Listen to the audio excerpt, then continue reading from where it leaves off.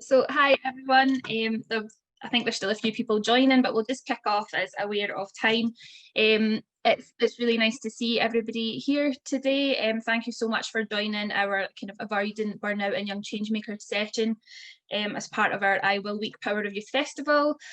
So yeah, happy I Will Week as well. This is day 2 of I Will Week. So really excited. There's been so much happening already over social media and lots of events happening. So yeah, please kind of stay engaged in the rest of the week as well, and share any of your Power of Youth social action and youth volunteering stories with us through the I Will Scotland channels. Just before we kick off, I'm going to do a little bit of housekeeping just because we're using Zoom as a platform today. So if people could keep themselves on mute when we're in the main room and doing presentations, that would be fantastic. Just helps any sort of background noise or interference. But if we're doing kind of open discussions or we're in breakout rooms, then absolutely feel free to kind of turn your mics off and chat to each other. We're also recording this session as well, so if you do feel more comfortable turning your cameras off and using the chat function, we'll be monitoring that throughout the kind of session, so feel free to do that as well. And if you do have any kind of tech questions, or if there's anything we can help you with, if you give myself or Jane Copeland, who's my colleague from YouthLink here today, a wee message in the chat function, we'll try our best to help you too.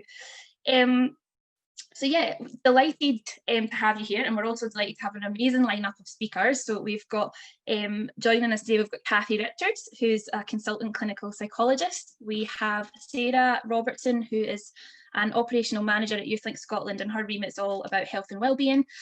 We've got Sha Gill from CME and Jess Smith from NUS Scotland as well. So we've got a really great lineup of speakers to kind of help us explore the kind of theme of today's session.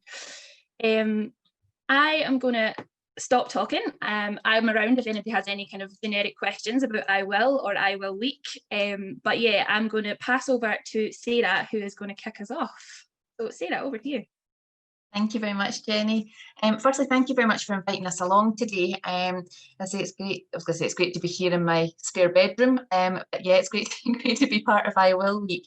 The programme looks absolutely fantastic for the full week. So again, if people haven't, please have a check at some of the other events too. And well done to Jenny and the I Will ambassadors for pulling it out all together.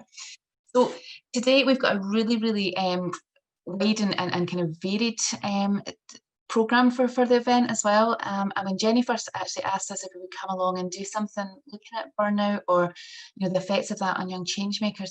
It was really interesting for us, for Cathy and I, to have a look and see what was already out there, and actually some of the limitations that were there as well. So it is certainly a subject that I think deserves a bit more kind of recognition and for us to look at in a bit more detail in a future date. So hopefully things that will come out from today as well might actually help us to form kind of a plan moving forward as well to support more young people.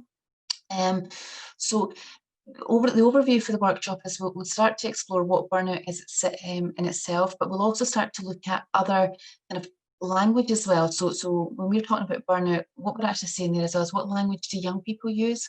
Is it about, if they're saying they're not coping, or is it that they're saying they're feeling overwhelmed, or it's about making sure that we're using the language that they're using at the time as well, and that they recognise that. We thought it was so important as well, though, to have the perspectives of young change makers as well. So we're delighted that both Jess and Sha are here as well to share their stories. And then later on, they'll share some of the kind of coping mechanisms that worked for them. We'll look at what is climate anxiety and the impact of this on young people, what is stress, we'll move into the coping strategies, and then what next for us and what next for the sector, but also what resources that we have and any questions too. So when we talk about burnout, burnout is a state of emotional, physical and mental exhaustion, and it's often caused by excessive or prolonged periods of stress. It occurs when you feel overwhelmed and unable to meet constant demands. And after time, you might actually start to lose interest or motivation in the things that were actually driving you forward to make change in the first place. So as I said before, we will speak about burnout, but we will actually start referring to other sort of moods and anxiety and things as well, and what young people are feeling around those. But it's important to try and think as well, so why is this an issue for young change makers, and why might they actually be struggling just now? And there's so many different factors and so many different influences that might play a role in this. But basically, I mean, every day we're waking up to new and usually quite terrifying news stories, really. So where maybe some of us or some generations might have actually been able to switch off from this previously, it's a lot harder now in terms of, everything's at your fingertips. As soon as you switch on the TV, we've got, literally thousands of channels there to watch. There's, we have the internet, we have modern technology. And that's not to say that these things are bad, but what it is doing is it's making the world a lot closer to us. And it's really real, and it's there all the time, really. So things that are maybe even happening in sort of the village next door, whereby perhaps in previous generations we weren't hearing about it quite as fast. Now it's kind of that rapid response and immediate.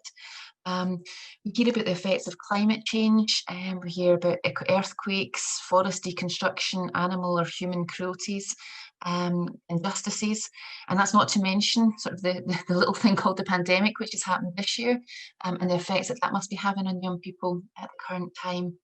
But there's so many incredible young people out there, and we've been hearing about them through I Will Week and through the I Will project, but young people that are really wanting to change the world and make it a better place for others. Apologies, this is one of the perks for working at home. You hear the dog, perfect timing.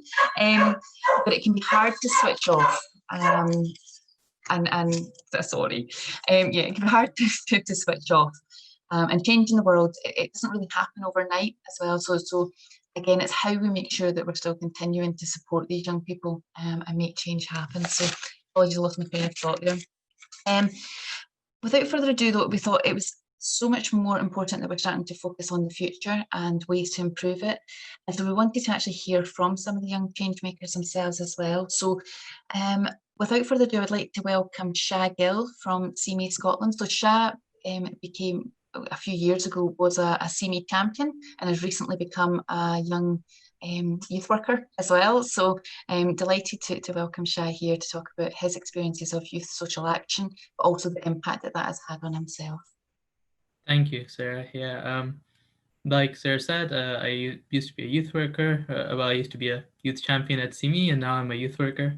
But even before that, I was always volunteering in different capacities, or using my spare time to try to support other people. And I'll just give a bit of insight on some of the stuff that I would face when I was young, and work my way up to where I am now.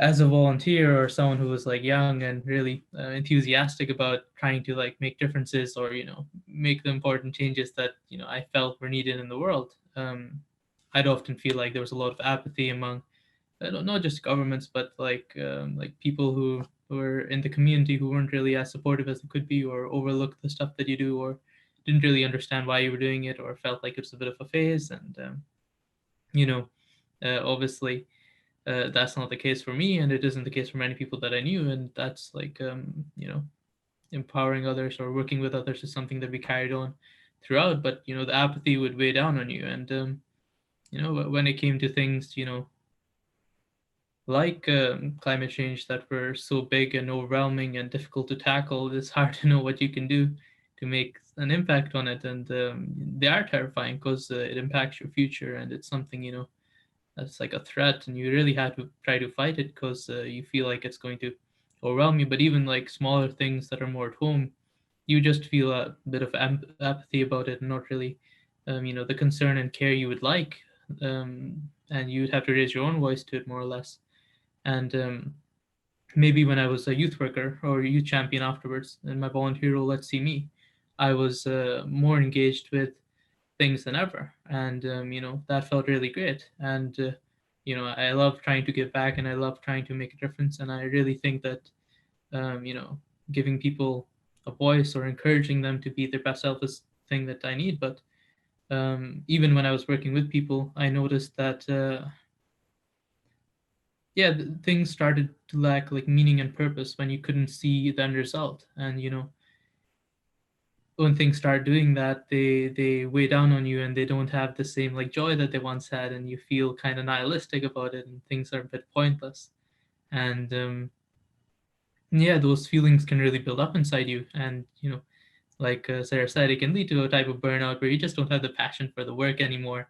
And as a young person, that's kind of a shame that you go through that, because you're all there for the passion. You volunteer for the passion. You don't do it for the money or the engagement. Although those things are important in other ways, you do it because you feel like there's a difference to be made, and you feel like there's something important to be gained from it. And yeah, I mean, those things are essential for any young person, like passion and meaning. Like, there aren't things that matter more, I think. And yeah, when they're not there, it can be kind of a bad feeling. And even as a youth worker, I'm working with young people, and I see that quite often as well. That there's that feeling of people don't care, everyone else is apathetic, that there's no one higher up who's kind of looking out for me, listening out to what I'm saying, trying to reach out and engage, actually cares about what I have to say, things like that. And then on top of that, just that things don't matter, the world is gone, and they can't do anything about it. And all these things lead to a lot of apathy. And I think among young people it's easy to feel those feelings, especially when um, tons of other voices are saying them as well. And it's not really a healthy culture sometimes, I think, to get into or to be involved in as well, because you want that you can engage more positively about these things. But yeah, I mean, it does become a bit difficult to have like lots of different friends who are also very anxious about the same things, um, talking about it and not having any solution to these big problems. Yeah, but I mean, I've kind of set the scene, I think, for what I've been through. So I'm going to hand over to Jess. Thanks, Sha. Sorry, I can never find my unmute button in time. It's, there's always a lag. Hi, I'm Jess. I am here today with a few different hats on.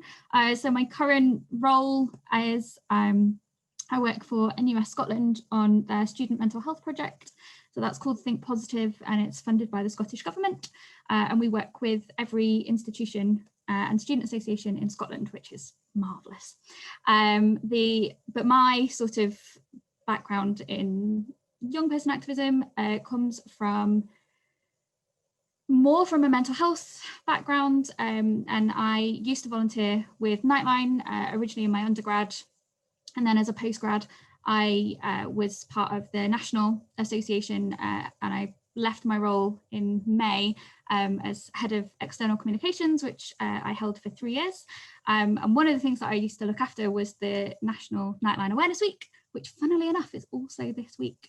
So hopefully you guys will see some things about that as well, which is really exciting that it coincides with the I Will, because again, it is the power of young people supporting each other, which is phenomenal.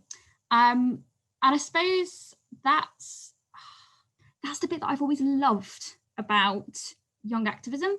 And it's absolutely the experiences that have got me into any of my roles ever since.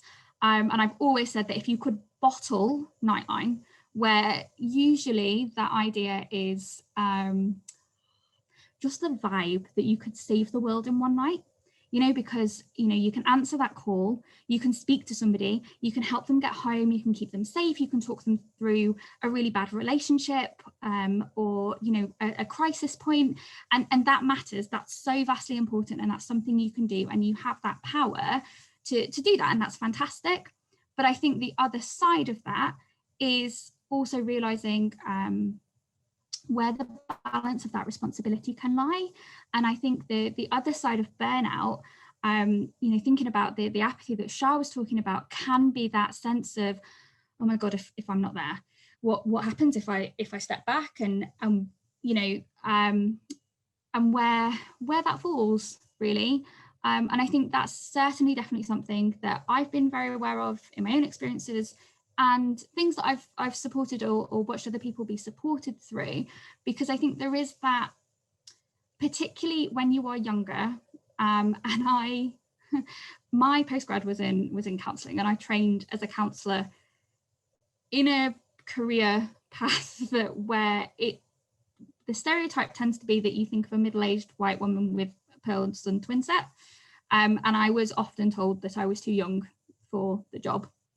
And I think there is something in that sense of if you are feeling that fear of what happens if I'm not there, and you know, who else is there, and you know, am I letting somebody down if this feels too much? You also have that kind of fear of, oh my God, that could be used against me, because that could support the fact that I'm too young for this. And I just really want to challenge that, because I don't believe that's true at all. But I also think, and I promised Sarah that I wouldn't get into coping strategies before like the end, so I won't do that. But I think that's something that's so important to keep hold of, is that, you know, as a younger activist, that your voice is massively important and you have so much to share, but equally everybody around you, we all need to support you to be able to offer what you can when you can.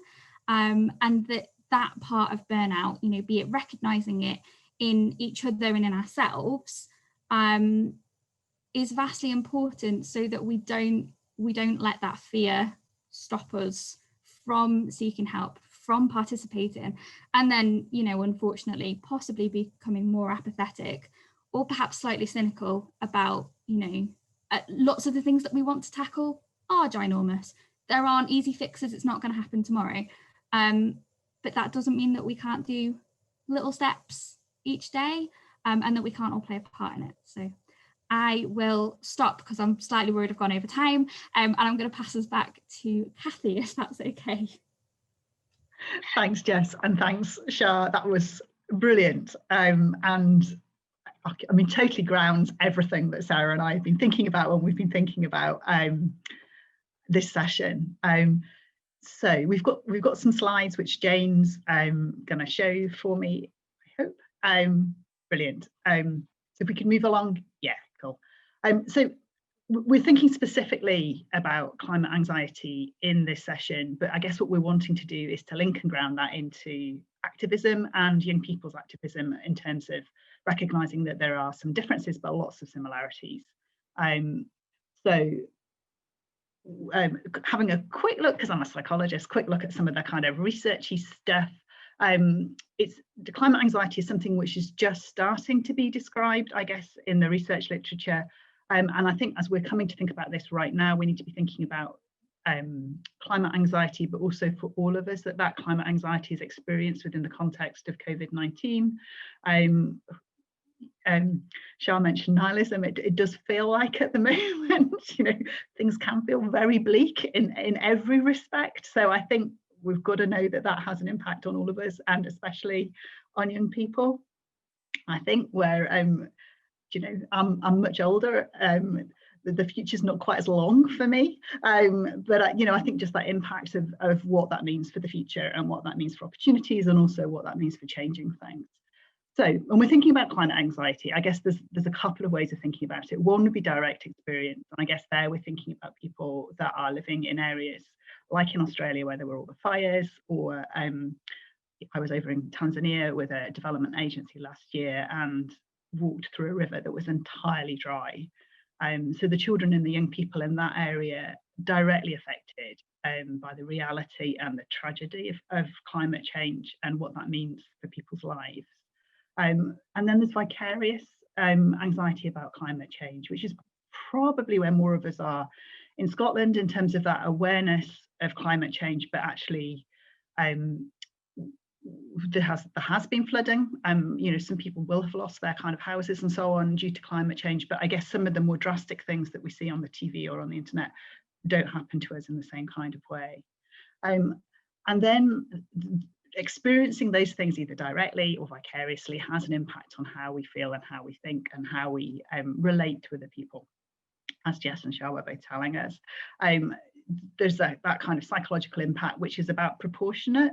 Do you know, if we were living in somewhere where lots of things are catching fire, or where there's a drought or whatever, that's not anxiety. That's a real, you know, completely appropriate and understandable reaction to something that's really terrible.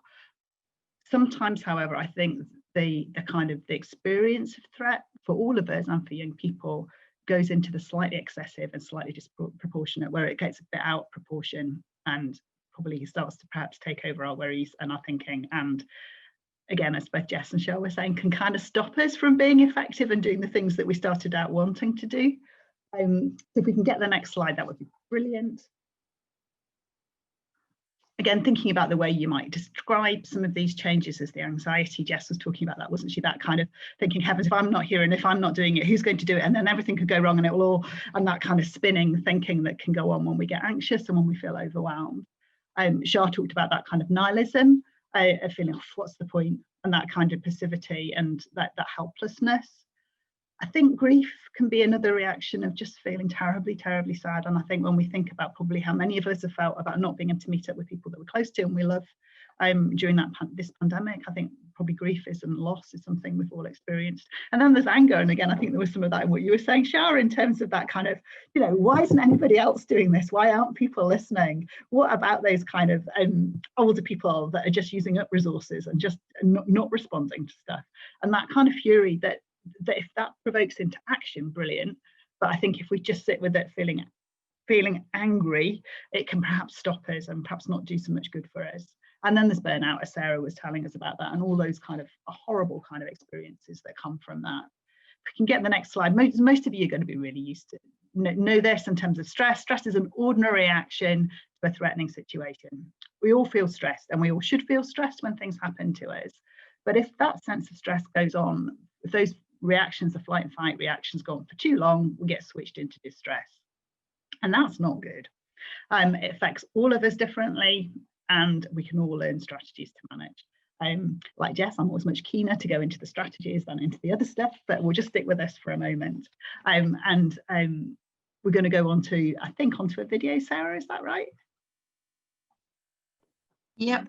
So this is a video that was produced by, it was Soapbox Youth Centre, who are down in London, and it's a fantastic project. Actually, they've been doing a lot of work around health, but they're actually taking the power of, you know, sort of music and how that can actually support young people as well. So Jane's going to just share that for a wee second. I always like a bit of a musical interlude. Yeah. So.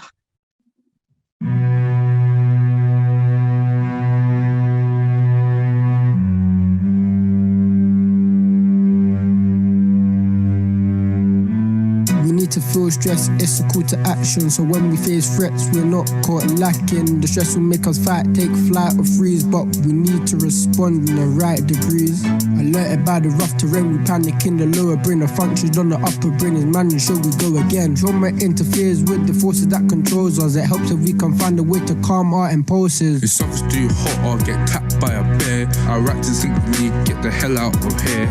Emergency action, you don't know what you're thinking, but still up in your brain, the response that you're thinking. The lower part particular, a bit quick the amygdala. When we feel insecure, it's alarm that will minister. In the midbrain, memories will act like conditional, will trigger the amygdala when you sense something similar. The lower brain automatic controls how we respond, without no focus by which is prolonged. There's no reasoning with some signals from a nerve.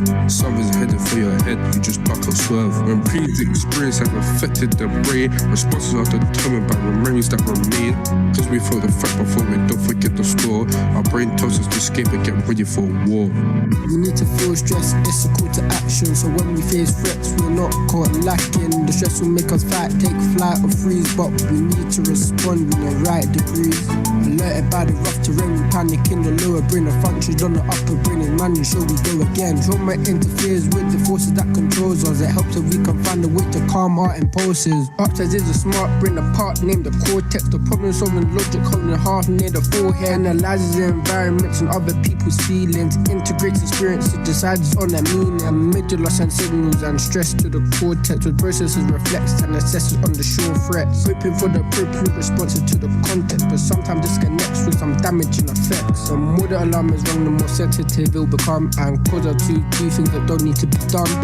Previously in life, we've experienced too much trauma. The lower brain ceases to be reliable we're informer. But loaded by stress, the process reconfigures. The upper brain shuts down, we react to simple triggers. Comment, look or touch, which really ain't significant. Our brain can't judge, it just simply flips a lid. We need to feel stress, it's a call to action. So when we face threats, we're not caught lacking. The stress will make us fight, take flight or freeze, but we need to respond in the right degrees. Alerted by the rough terrain, we panic in the lower brain. The functions on the upper brain is running, so we go again. Trauma interferes with the forces that controls us. It helps if we can find a way to calm our impulses. Reduce the probability of a lid flipping instantly. We need to teach our brain to interpret triggers differently. It may be painful, but reflect on your history. We help you to anticipate the things you find triggering. And knowing how stress will be affecting you physically is a step towards raising stress breaking ability. First hear the song, learn the working of the system, then get to know yourself and recognize a symptom that your body presents when stress is the master. Getting hot and sweating, the heart beating faster, tension in your neck, grinding your teeth.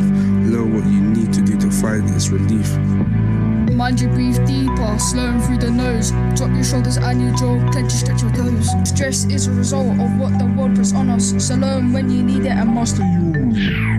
We need to feel stress, it's a call to action. So when we face threats, we're not caught lacking. The stress will make us fight, take flight or freeze, but we need to respond in the right degrees. Alerted by the rough terrain, we panic in the lower brain. The functions on the upper brain is running, so we go again. Trauma interferes with the forces that controls us. It helps if we can find a way to calm our impulses.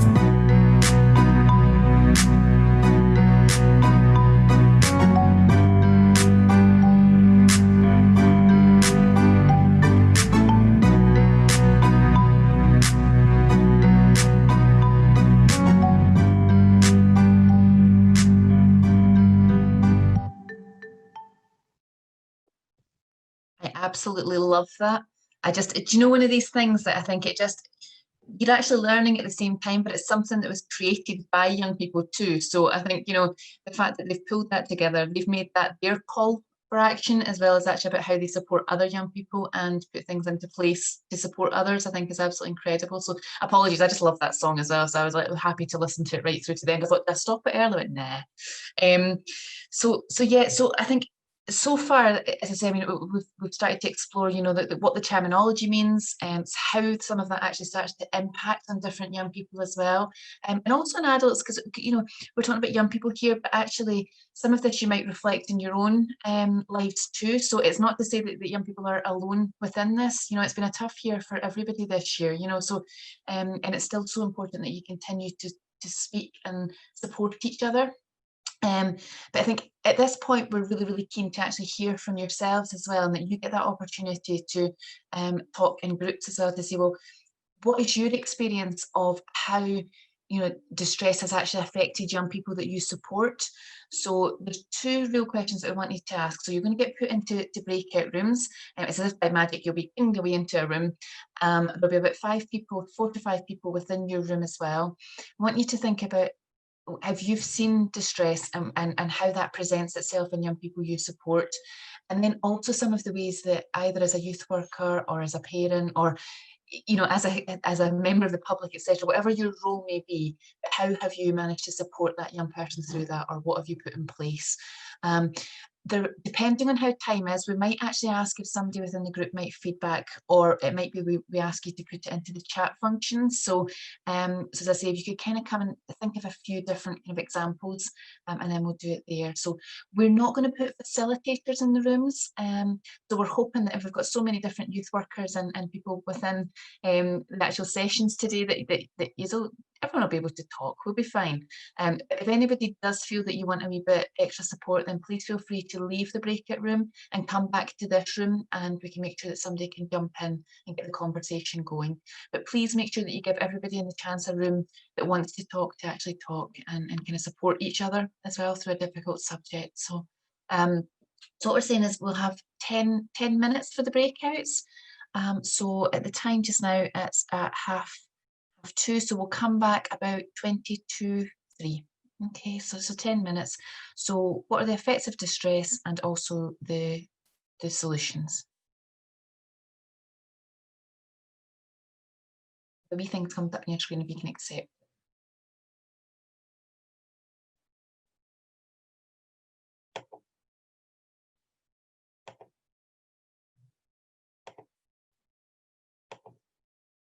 I never know whether to keep singing at this point or do something.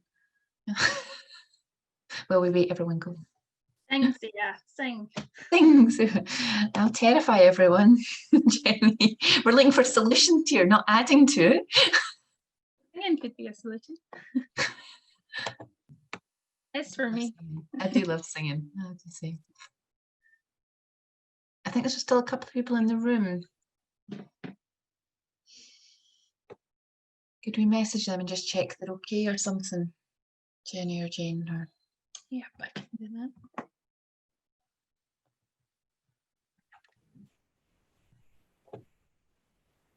Well, I think that's like literally about to shall we pause? Sorry about my dog. That was so funny.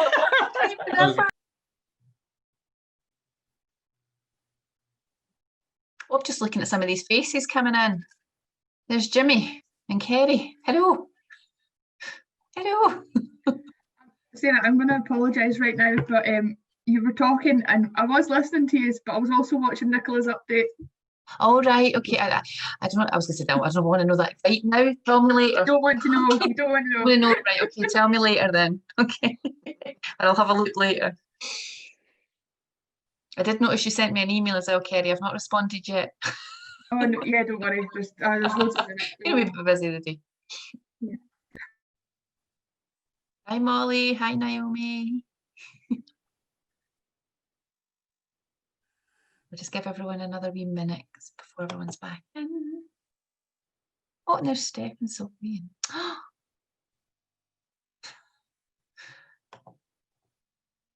You take the girl out of youth work, you can't take youth work at the girl. I want to say hello to everyone. Excitement is so heartwarming. It's just so nice to see so many faces I've not seen for a long time. It's lovely. All these fantastic youth workers out there. Really nice.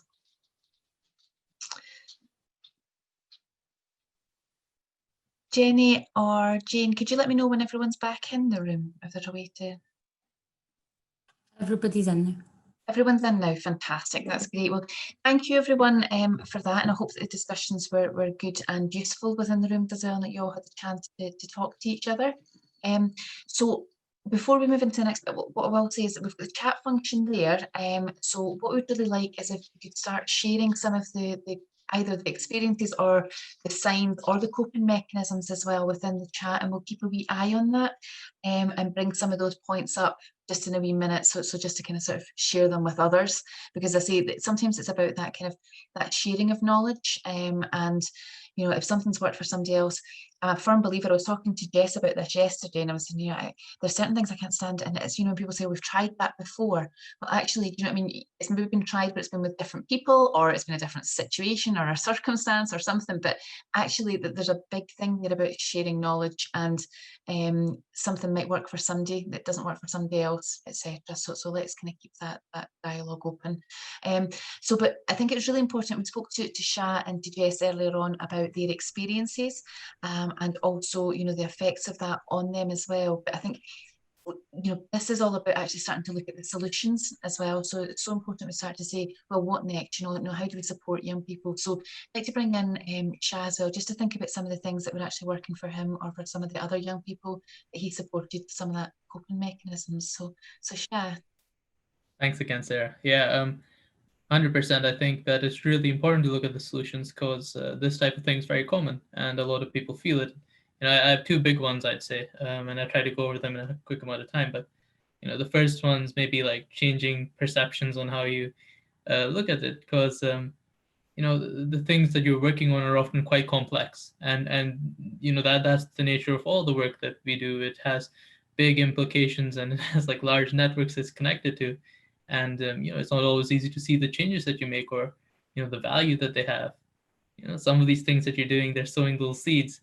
You know, you'll see the effects of them down the line in, you know, a couple of years. And you know, when you're so young, it's not easy to see exactly what you've done, or the impact you've made, or impact other people have made. And you know, you can't help but feel that anger, or maybe like you know, all those difficult emotions. And maybe, you know, a part of that is also, you know, it doesn't mean that you're betraying what you believe to think that way. And, you know, it doesn't mean your standards are any lower than they were before.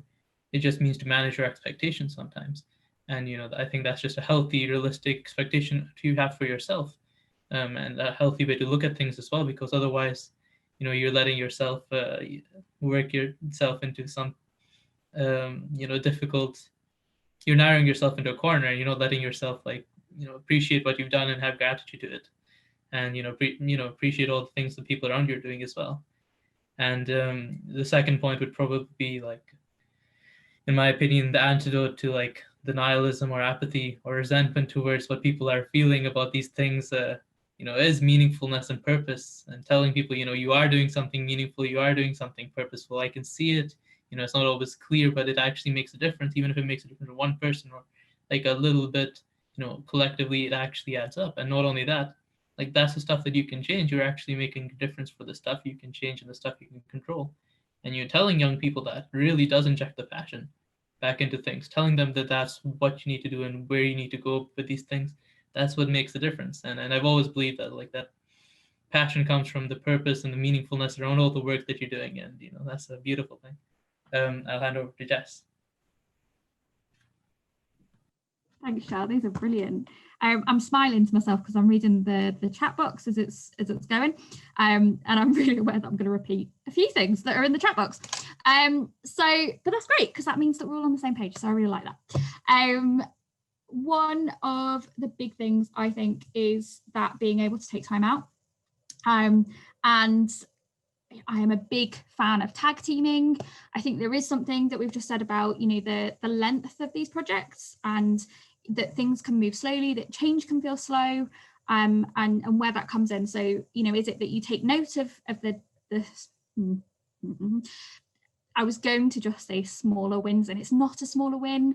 I know I'm looking at Sarah because I know that she also struggles with that phrase, but those perhaps gentler wins that are, headlines for yourself as opposed to in a big picture, and really celebrating those. I am a big believer in treats. I had my first annual leave for 4 days last week. It was really exciting. I went to museums. I took myself out for lunch and I ate loads of cake. And I made sure that I remembered there was life outside of student mental health. And I think sometimes that is the most difficult thing. I know we've spoken before about that anxiety and tuning out bit. I'm also a massive believer in peer support through all past experiences, but I was also going to promote Naomi's Project Hope. So I've worked with Naomi before, and I've been following the work of Project Hope since March. It's been fantastic. It was a loneliness project that they set up, but what I was most impressed by was the wellbeing side of looking after the volunteers. So there were a couple of things. I know the care package has been mentioned. That was fantastic, making sure that volunteers took that week off. So you were promoting that tag teaming, modelling it within your own service, which was phenomenal. It meant nobody had to ask for it. It was just accepted that that's what you do. The wellbeing pack with a word search, with lists of things to do, with that idea of what are your treats going to be. But the other thing that was just so lovely, and I think this is also something that we all struggle with, don't matter how old you are, but being able to think about what you've done well. So Naomi had set off I think it was a Google Doc. It was something dead straightforward. But you had to write a compliment for every volunteer. What was it that they'd done really well? What did you like about them? And then the volunteers got all of their list of compliments. And it was fantastic because it was this lovely little boost in the middle that reminded you of the things that you had done well and what had worked and what had made an impact. And I think sometimes we do struggle to see the impact that we make ourselves and need that from other people, but without asking for it. I think there's lots of stuff that we can learn through that and through supporting each other to remember that we're all the little cogs really. So yeah, that's what I would share. Thank you, Jess. Sorry, really quickly, because I was going to be the queen of plugs. So now I'm actually running a workshop later this evening, and I'm going to pop, which is talking about Project Hope and the different ways that you can run your own organisation. And it's going to be epic. So I'm just going to pop the link for it in the chat. Thanks. Oh, never change, Jess. I love that. I think it's brilliant. Some fantastic ideas there, as I say, from Sha and from Jess as well, and also that enthusiasm as well to support others. And I think, you know, certainly from what Sha was saying as well about kind of that you are doing something purposeful and reminding young people as well that what they are doing is making a difference. And like Jess was saying, she said that because I was saying about, you know, you have the big wins, and then I was saying, you can't call the other ones the wee wins because they're still so important as well. You know, whatever young people or yourselves or that have actually done, it's the impact, the longer impact that might have on others as well, is so important and crucial to making the change. And like Sha said as well, sometimes things don't happen overnight, but it might be about that sowing the seeds and seeing it later on down the line and recognising that. You might not see it instantly, but it is still there and it's still made a difference. I loved your ideas as well, Jess, about tag teaming, time out, treats. I do like treats, I do like cakes, everyone knows that. Life outside of kind of what you're already doing as well, and also wellbeing packs and surrounding yourself as well with people that are either similar or kind of that friendship thing. I mean, I think so. Jane and I are quite similar in that sense as well, that we actually maybe I get strength off Jenny sometimes as well. You know, every now and again we'll send messages, you know, and it's that reinforcing of kind of behaviours and actually reinforcing of what we're doing is on the right path as well, you know. And I think that is so important, you know, that you either give that to others or that you have that yourself as well, and not being ashamed of that, because sometimes you do need that to know the difference that you're making. And you know, we've spoken about this before, that actually there's you know, sometimes it's hard to take compliments, or sometimes to think about the things that you have, you know, that you have changed, but actually that's how you can recognize the difference that you're making, and everybody needs that a bit to know the difference that they've made. So I'm going to have a quick look at some of these chats. There's actually loads of things coming in through here. There's a lot more than I thought, so I don't know if we'll be able to actually get through them all, but what we will do though is everything is in the chat. We're going to actually collate that, you know, so at the end of this session as well, we'll put it into some sort of form that you can actually see it, whether it's on the I Will website. Sorry, Jenny, and I don't mind writing it up. I don't mean it like that. I'm not passing the buck at all. You know, as I say, we'll make sure that we've got access to that thereafter. So yeah, so moving down, I'm just going to pick out a couple at random if that's okay. So Rosie, oh no, Rosie. Yeah, it's sometimes difficult as well if you're on Zoom calls as well to tell the difference in body language, but the relationships are very important as well, and that sometimes, you know, it's so important to recognise and support symptoms. That it's sometimes hard as well to know when young people might need support if it's online, but you can actually tell if someone says that they can't do something, and it's important to check how they're getting on. And now as well that the schools are open, that less young people are attending Zoom online. So yeah, that's definitely one thing, is actually the impact of online and sometimes creating that space as well. I think, you know, that was certainly, we did a mental health project over the summer, and one of the key things for that as well was actually that check-in point, you know, or making sure you know, there's kind of safe spaces as well for young people to share emotions or how they're feeling. That's so important. I'm going through a couple more here. I'm just going to go to another one, Rosie. You've got a lot of other things there, which is fantastic, about videos and pre-records and things as well for that engagement. But as I say, we won't lose any of this. Please don't worry, and please take the time for each other to have a look at some of these chat things too. Yeah, the Project Hoped project as well. So it started at the start of lockdown, led by 20 young people. So it's an actually youth-led project. Who were all reaching burnout. Project Hope decided to ensure all young people got at least off week 1, and sent care packages to all volunteers, talked about flexibility and even more increased flexibility due to the pandemic, not overloading pressure, and particularly when schools and homework and everything was kind of sort of a bit overwhelming sometimes at times during COVID, so everything else that was going on too. And let's pick another random here as well. Kerry. Okay, so trying our hardest to work with people, schools as well, to support young people who are in the youth cabinet, and taking time out is definitely key, but also trying to engage more young people so the workload is spread further as well. So actually how we reach out a bit more, and that's a big thing as well, is actually how do we support young people to support young people, you know, and that kind of sort of collective voice as well. So okay, so aware of obviously time, there's, you know, we do have Professor Kathy Richards as well with us as well, who's an expert in this field. So yeah, I'm going to pass over to yourself, Kathy, as over some more coping strategies, but also how we can build up kind of individual resilience and everything moving forward. Thanks, Sarah. Don't think I'm an expert in climate change, I'd have to say. I've learned lots reading for this in terms of thinking about burnout and the impact in terms of climate change specifically. I think, as Jess and Sha said at the beginning, and as I said again just now, I think it's really important just to hold in mind that one of the things that we know builds resilience is being involved in activism, being involved in change. So whilst there are risks when people feel overwhelmed and feel like it's too much, we just need to hold in mind as well that the doing of it in itself and the doing stuff for our communities is actually something which is good for all of us. So when we're thinking about coping strategy and we're thinking about climate change, which is huge, let's face it, and none of us are going to kind of sort it on our own. I guess what we want to help ourselves, but also help the young people that we know, is to kind of get over that overwhelmed and frozen feeling like just there's no point doing anything because nothing's big enough, into starting to do things that have actually got an evidence base and are likely to change and lead to change. So finding ways to communicate that information. And I think a really good way to think about how we share that information is to create communities of interest. So like Jess was saying, that kind of tag team that can support one another to do things. The climate change group that Jenny's involved with and the work there in terms of like practical ideas and practical things that can be done.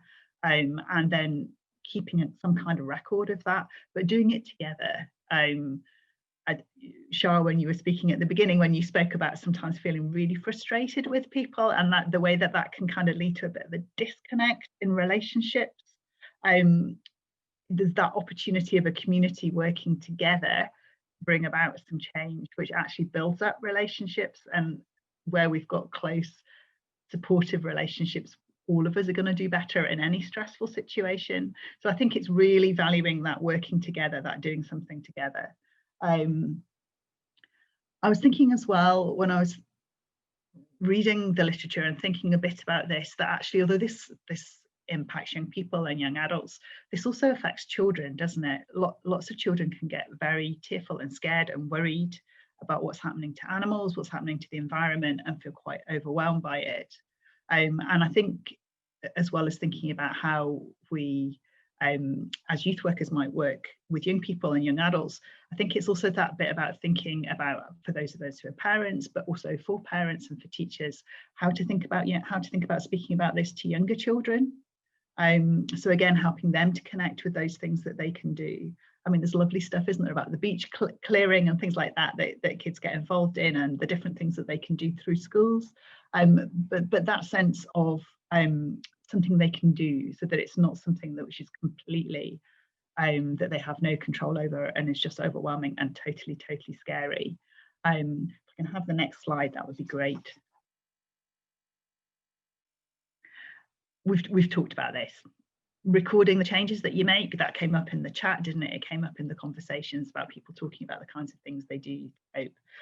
But actually keeping a record of that, I think with something like climate change, unless I'm completely different to everybody else here, I spend a lot of time feeling guilty for all the things I'm not doing yet. You know, there are so many things that I know I probably should stop doing. But I also know, if I'm being sensible, that I have set myself regular goals to stop doing things or to change the way that I do things.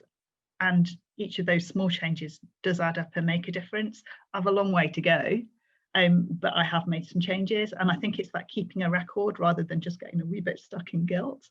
The comment about nobody's too small to have an impact, that's about small changes, but I think that's also about children.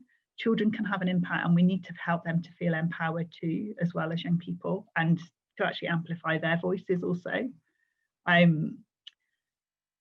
We've talked about the importance of community, we talked about the importance of relationship, but actually pointing young people that we know that are passionate about change towards communities of interest and change makers that will support them in doing that.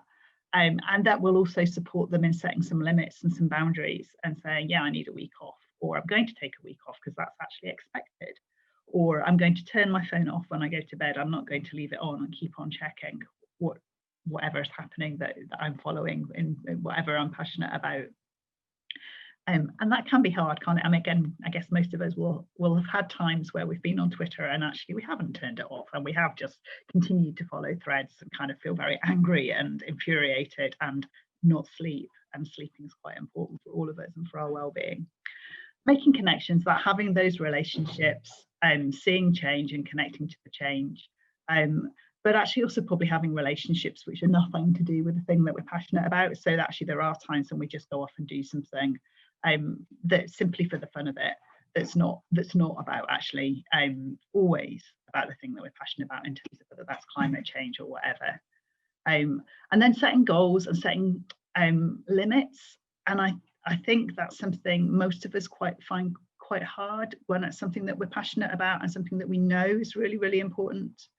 It's something that in the, sitting in a situation like this, we can all kind of nod and think, yep, that's really, really important. And yeah, I think it's something most of us kind of have really, really high expectations of ourselves in terms of what our capacity is, what our ability to bring change is, and maybe quite a lot of shoulds about I should be able to just do this, or it's fine just to fit that bit in. And I think sometimes we need to perhaps be a little bit more realistic about that for ourselves as people working with young people, and also help young people to do the same.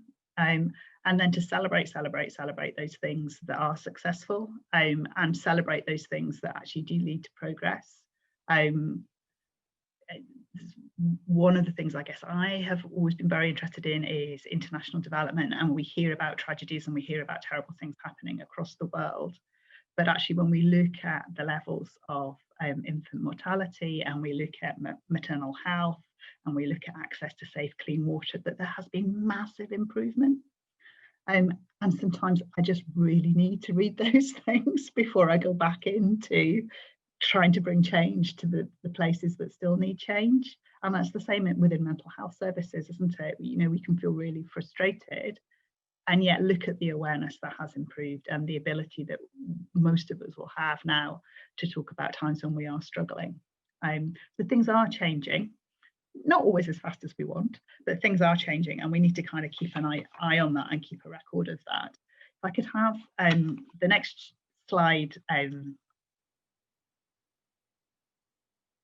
Yeah, I mean, it's the obvious one, isn't it? We all say it, how do you get in the balance right? I mean, totally impossible to do, really. But I guess we want to have an eye to that.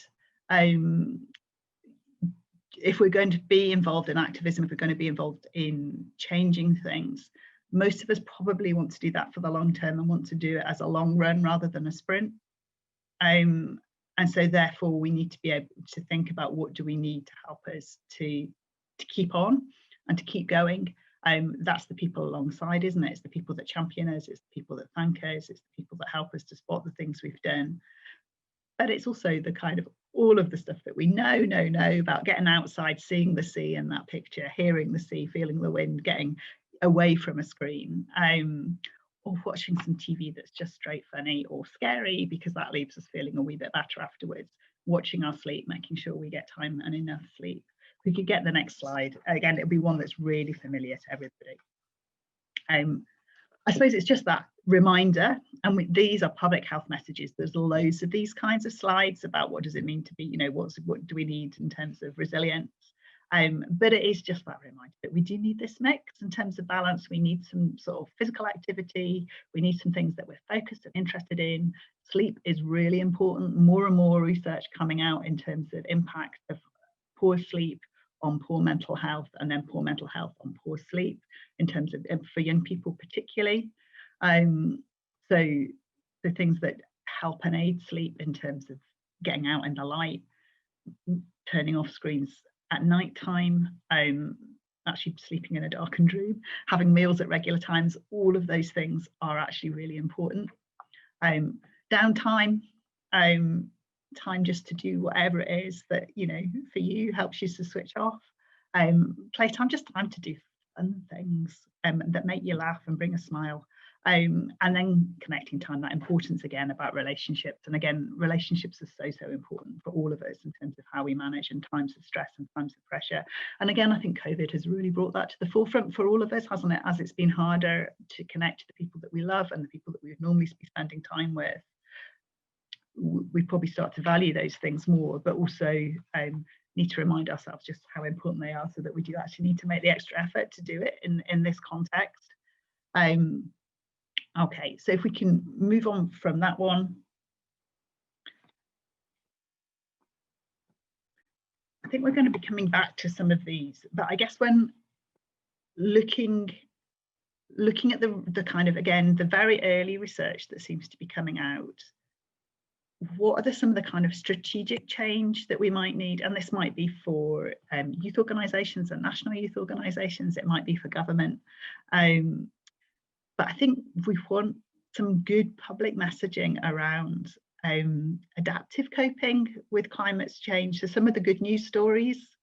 And I think we got that at the beginning of lockdown a little bit, where there were loads of photos, weren't there, of wildlife in places where previously it was just much too polluted for wildlife. I think there was pictures of canals in Italy with dolphins in, but I could have imagined that one. But there were definitely nice pictures, and then there were pictures of improved visibility. And so we did actually have a very in real time example of, if we're driving less, if we're flying less, consuming less, then actually things can change in the now. And I think that gives hope. I think it also gives frustration, because probably we lost some of that impact as things began to return a little bit to not ordinary life, but slightly ordinary life.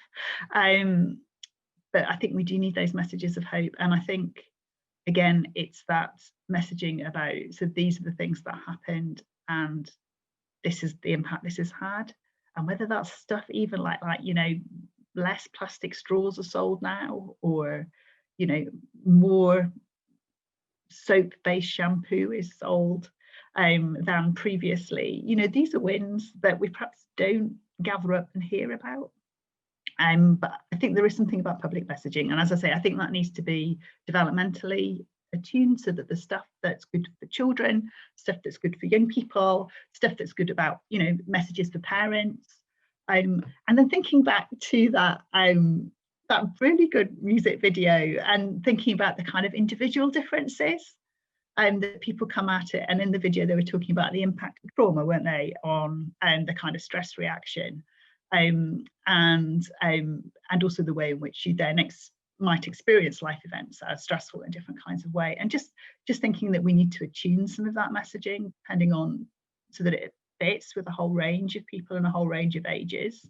And also probably when we're thinking about climate change in terms of stuff that fits with particular things that we're worrying about. So if we're in an area that keeps flooding, or if we're in an area where there's lots of fires, we need to be thinking about what the messages are for that particular locality as well, that brings a bit of hope and also points towards effective action. Sarah, I'm going to stop now. I feel like I have been speaking for a long time and quite fast. You're absolutely fine, Kathy.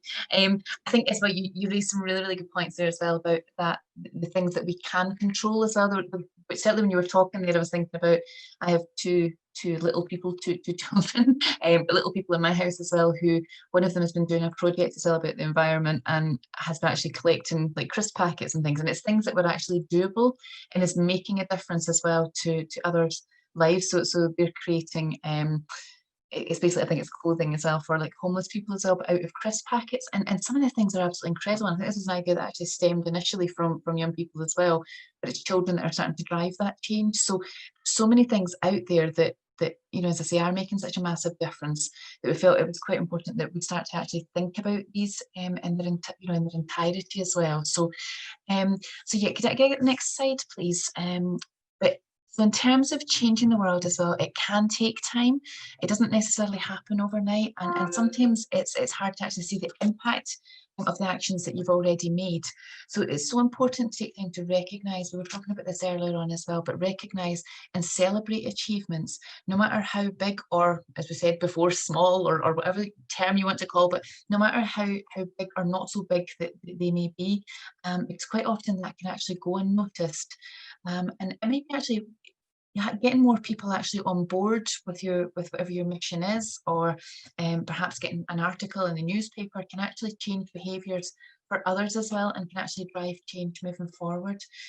It's also important as well that when we're actually starting to talk about celebrating success, that as staff or as support staff, we're recognising that, but also they're recognising that themselves, but they're actually rewarding and supporting each other. So there's, we talk about this, you've heard it before, about the strength in numbers.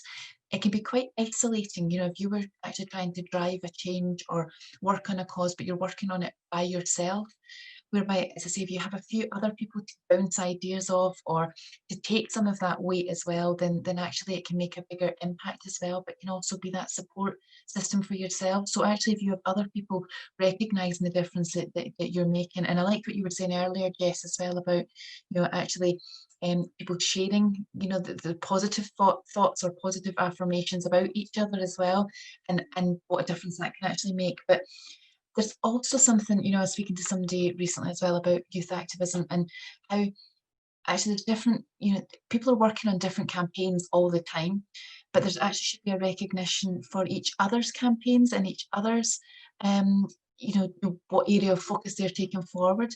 And actually there's, and I'm remembering this actually from when I was younger as well, but actually, somebody saying that somebody's cause wasn't as good as their cause or things as well. Well, actually, no, they're all driving change, and they're all as important as each other as well, because they all play a part in making the world a better place as well, or making your communities a better place, or your school a better place, or home life, etc.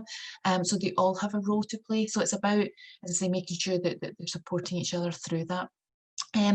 So we want to take just a minute as well, and this is an activity that you could actually do with young people that you support as well, but we've put I'm going to put a Mentimeter up, and we want you to take just a couple of minutes to have a think about some of the areas of change that you have seen over the last kind of couple of years that have actually been maybe driven by children or young people. So as I say, Kathy mentioned earlier about plastics, so and the one that comes to my mind was about sort of in Burger King as well, where actually there was less plastic toys and things as well, and that's actually been young people and children that have driven that change forward. So I want to take you a couple of minutes to have a think about that. And as I say, it could be it could be within your local community, it could be a global change, it could as I say, it is all valuable and it all adds up. This activity as well, we'll come back to it and we'll have a wee look and we'll flash it up on the screen, but this is something that you could actually use with young people that you're supporting to as well, to get them to recognise the difference they have made. So in terms of, it could be, if they're talking about articles in the press, it could be going as far, it could be, whatever it is that actually the difference that they've made. It could be a press article, it could be a massive change in policy, it could be, yeah, I'm talking too much, I'm giving you loads of examples. So just take a couple of minutes to have a look at that, and I'll just reach talking too much.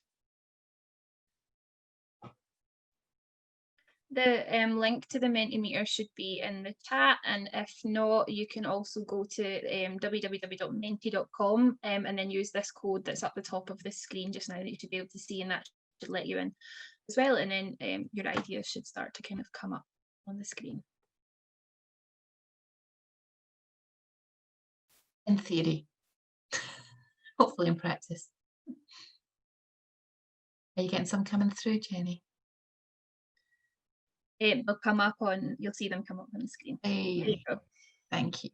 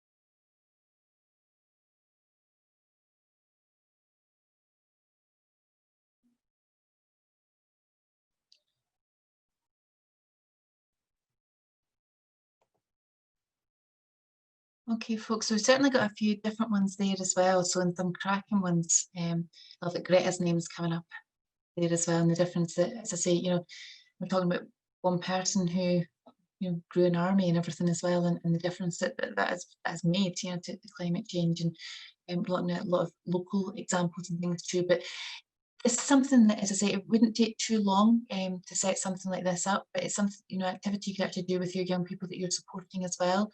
And it's something really, really visible, and you can maybe gather it over time as well at a local level as to what they have done, what they have achieved, and the difference that they've made, and even print it out, send it to them, give them some sort of sense of achievement and celebration at the end as well. So yeah, so we'll, as I say, we'll share this at the end. Please feel free to keep populating it.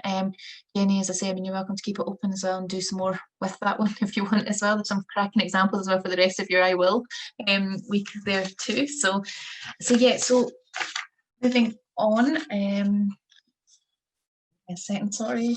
But my children came home halfway through that there as well. So this is where, as I say, the juggle, if it's not dogs, it's children, just now in my life. But yeah. So we'll share that at the end. But yeah, to kind of bring things to a close, I say we've covered an awful lot of different things.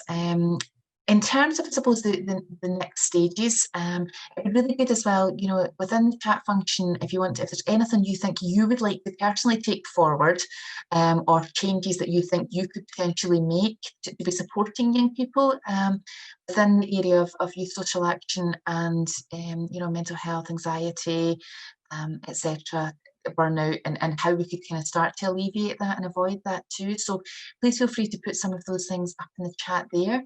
But we'd like to just leave a couple of, you know, maybe about 10 minutes if you like, for any sort of questions and answers with any of the panel members as well. So please feel free, you should have the option to either raise your hand, you know, if there's anything you want to ask any of us as well, or we'll support each other too. So if there's any kind of toughies that come in. If not, that's when my camera tends to freeze. Do you know what I mean? My internet goes down. So, did I say that out loud? Sorry, this isn't recording, is it? Yeah, if anyone has any questions, please feel free to raise your hand and we'll keep an eye on that, or pop it in the chat and we'll come to it.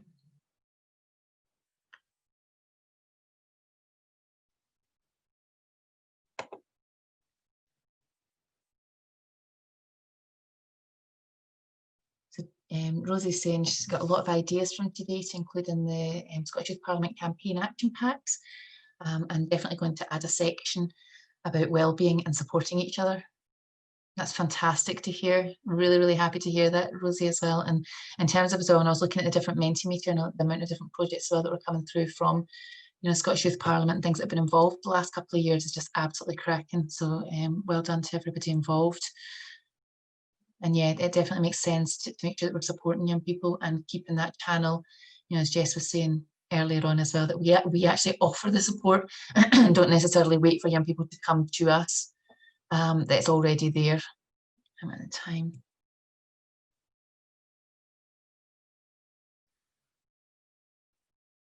Okay, any other comments or questions or anything just now?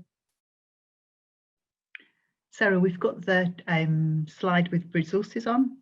Just share that. Oh, and talk yes. about that and see if more questions come please, in. Kathy, that would be great. Do that. So we just put a few things down. So there's the Twitter. Is that right, Jenny? Did I get that right? I am great at reversing numbers in terms of the 2050 climate group. There's also Force of Nature, which is again a kind of community looking at climate change, as you might expect. Climate change psychologists. I only had a quick look at that, but that looked quite useful. People from my kind of background looking at climate change, but also looking at coping strategies and mechanisms. Thinking about, when we're thinking about young people and we're thinking about kind of mental health, just wanted to flag again the I Feel sites, that constantly new material and information is going up on there. And we mentioned parents, and I guess I would just want to flag the Parent Club Scotland. That's a kind of national resource that, again, information about looking after children and talking to children and so on is being added to all the time. The website, the Anna Freud resources tend to be great, I would say, and they've got a whole section which is put together by young people about things they do for self-care. Fab, and as you'd expect, loads and loads of different ideas, but some really helpful ones and a huge variety. So that might be worth a look, but it's also somewhere I would often go to look for resources if I'm looking for kind of things to share with young people as well. And then I've also put so lots of the CAM services during COVID put lots of stuff online, and that's just one of the links to one of the CAM services where there's different topics and different things that we think are probably quite helpful and useful for young people and for parents as well. So, and then there's the youth links, the Heads Together resource that Sarah's just shared, and there'll be other resources. So if people also want to, these are not kind of, they're not it, they were just some that I guess I'm aware of and use a fair bit. But if there are other resources that people are aware of around climate change and climate activism, and also around kind of coping strategies, it would be good to include those also in the chat function. Thank you. Also, I'm now doing the kind of the shameless plug thing, but two of Scotland's I Will ambassadors, Sian and Rachel, are going to be on the Young Scot channels on Thursday, taking part in one of their I Feel sessions about mental health and wellbeing and volunteering and social action as well. So definitely kind of keep a wee eye out for that, to hear from some of Scotland's I Will ambassadors directly on how they manage their health and wellbeing around volunteering too.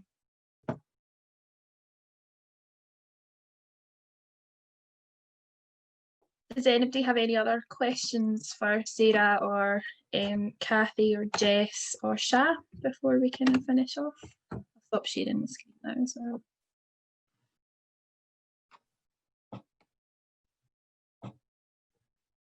No, I think we're good. Okay, is anybody, Sarah, Sha, Jess, Kathy, do you want to say any kind of final words before we close up, or are we good?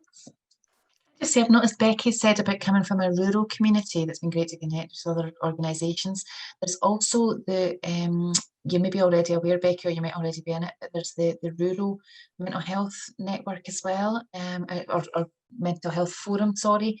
And I think, you know, it might be something that if you're not already connected into, there might be opportunities there as well. So. Thanks, Sarah. Well, yeah, thank you all so much for joining. A big, massive thank you to our speakers and contributors as well. It's been really insightful and informative. I've learned a lot as well from the session, so thank you so much for all of your inputs. And yeah, just another reminder that this is I Will Week this week, so right up until Sunday. So please take to your social media channels, shout about the power of youth, make some noise about all the difference that young people are making across Scotland and across the wider UK as well. And yeah, just get involved in whatever way you can.